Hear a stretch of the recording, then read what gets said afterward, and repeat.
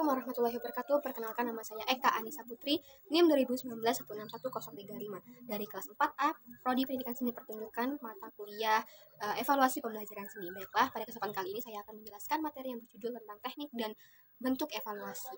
Langsung aja ke materi yang pertama, yaitu tes. Tes adalah suatu teknik atau cara dalam melaksanakan kegiatan evaluasi, dan di dalamnya terdapat beberapa item dan atau rangkaian tugas yang harus dikerjakan dan dijawab oleh peserta didik. Kemudian pekerjaan dan jawaban itu menghasilkan nilai tentang perilaku anak didik tersebut. Berdasarkan jumlah peserta, tes hasil belajar dapat dibedakan atas dua jenis, yaitu tes kelompok dan tes individu. Dilihat dari sudut penyusunannya. Tes hasil belajar dapat dibedakan atas dua jenis, yaitu tes buatan guru dan tes yang distandarisasi. Kemudian tujuan tes standar. Tujuannya yaitu untuk mengukur kedudukan belajar murid dengan teman-teman sekelasnya atau tingkat sekolah atau beberapa sekolah. Namun tes ini dilakukan pada tingkat tertentu dan waktu tertentu saja. Kemudian untuk mengukur kemajuan dan capaian murid pada mata pelajaran, kemudian untuk mengetahui kelemahan dan kelebihan peserta didik dalam menguasai materi pembelajaran tertentu secara luas. Selanjutnya tes tertulis. Tes tertulis adalah tes yang menuntut jawaban dari siswa secara tertulis, kemudian diberikan kepada seorang atau sekelompok murid pada waktu, tempat, dan untuk soal tertentu.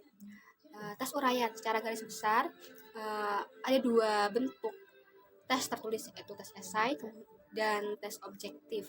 Tes esai sering disebut juga bentuk uraian karena menuntut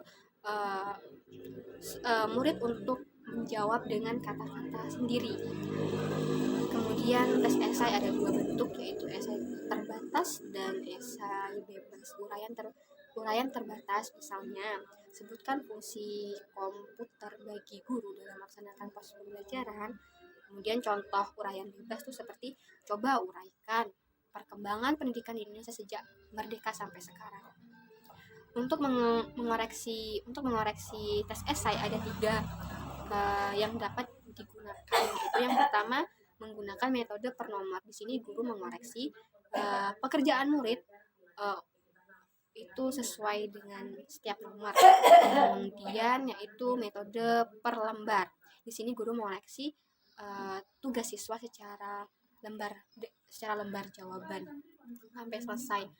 Kemudian metode bersilang. Di sini guru mengoreksi jawaban murid dengan jalan menukarkan hasil koreksi dari seseorang korektor kepada korektor yang lain. Melaksanakan pengoreksian, guru boleh memilih salah satu tiga metode tersebut, atau mungkin bisa juga bervariasi.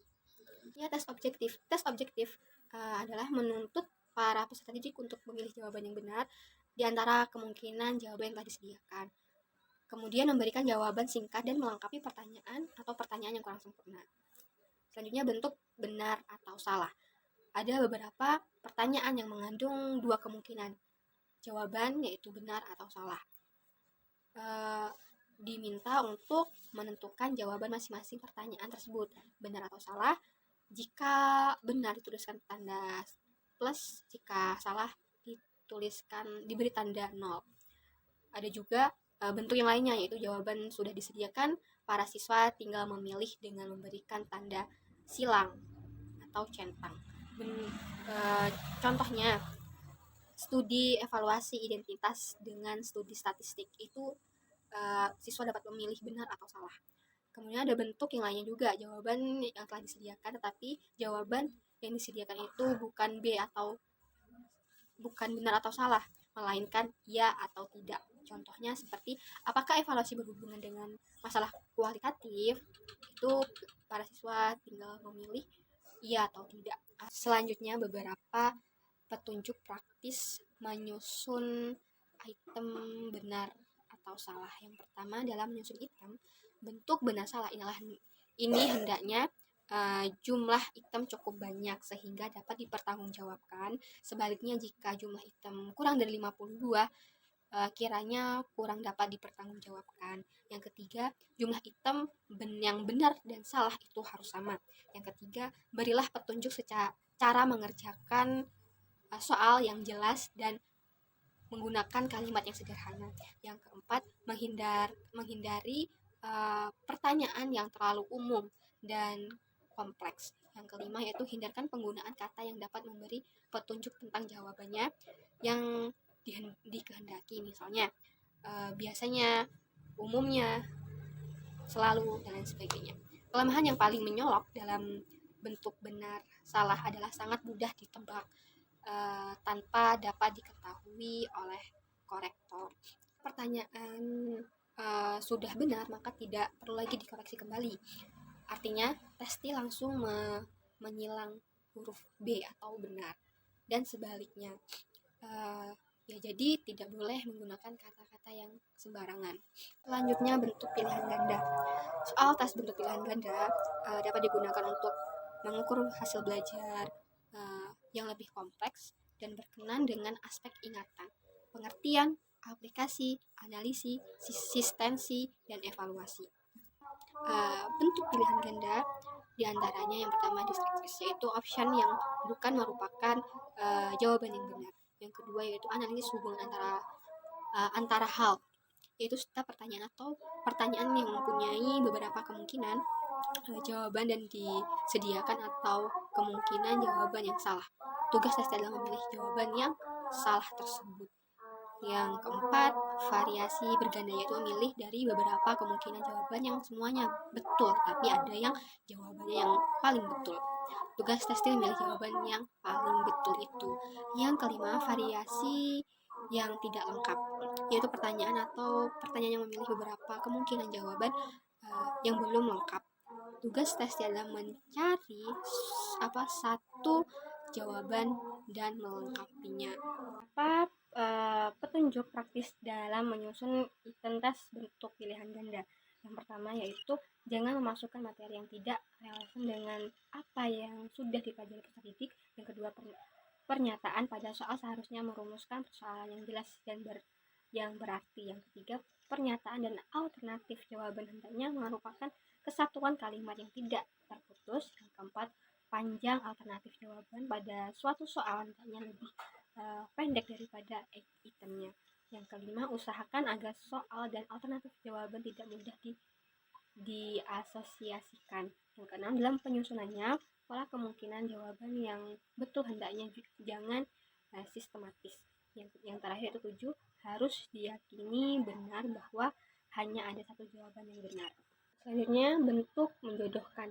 Soal tes bentuk menjodohkan sebenarnya masih merupakan pilihan ganda. Perbedaannya adalah pilihan ganda terdiri atas item dan option, kemudian tes tinggal memilih salah satu option yang diberikan, sedangkan bentuk menjodohkan terdiri atas kumpulan soal dan kumpulan jawaban yang keduanya dikumpulkan pada dua kolom yang berbeda.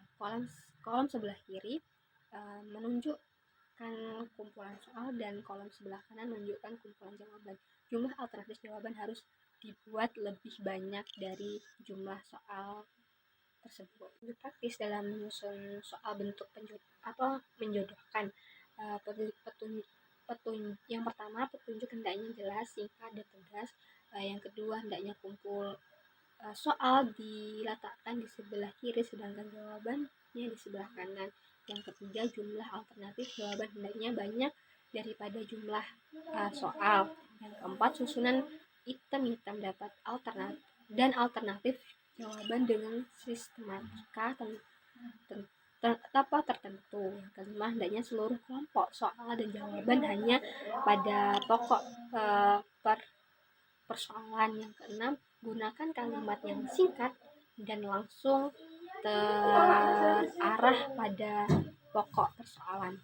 Bentuk jawaban singkat dan melengkapi. Kedua bentuk tes ini masing-masing mendekati jawaban dengan kalimat dan atau angka-angka yang hanya dapat dinilai benar atau salah. Soal bentuk jawaban singkat biasanya ditemukan dalam bentuk pertanyaan dengan kata lain. Item tersebut berupa suatu kalimat bertanya yang dapat dijawab dengan singkat. Contoh, siapa Presiden Republik Indonesia sekarang? Sedangkan item bentuk melengkapi dikemukakan dalam kalimat yang tidak lengkap. Contohnya, jawaban Undang sepak bola Indonesia tahun 2008 adalah titik-titik dari provinsi titik-titik. Kebaikan tes bentuk jawaban singkat dan melengkapi antara lain relatif mudah disusun, sangat baik untuk menilai kemampuan tes yang berkenan dengan fakta-fakta, prinsip-prinsip, dan terminologi, serta pemeriksaan dapat dilakukan dengan objektif. Kelemahannya adalah pada umumnya hanya berkenan dengan kemampuan mengingat saja, sedangkan kemampuan yang lain agak terabaikan. Cara mengoreksi bentuk tes objektif. Sesudah item disusun kemudian diadakan tes, maka selanjutnya kita mengoreksi jawabannya siswa dari tiap item yang diberikan. Untuk mengoreksi jawaban tersebut kita harus menggunakan kunci jawaban sebagai acuan dan patokan yang pokok. Jika kunci jawaban ini sudah disediakan, maka siapapun dapat mengoreksi jawabannya tersebut secara cepat dan tepat. Kebaikan tes objektif antara lain seluruh materi yang diajarkan dapat dinyatakan pada item-item tes objektif. Kemungkinan jawaban spekulatif dalam ujian dapat dihindarkan. Kelemahannya antara lain menyusun soalnya sangat sulit, membutuhkan waktu yang lama, ada kemungkinan testi menyontoh jawaban orang lain, dan berpikir pasif umumnya hanya mampu mengukur proses-proses mental yang dangkal. Begitulah materi yang saya sampaikan. Apabila ada salah saya mohon maaf. Wassalamualaikum warahmatullahi wabarakatuh.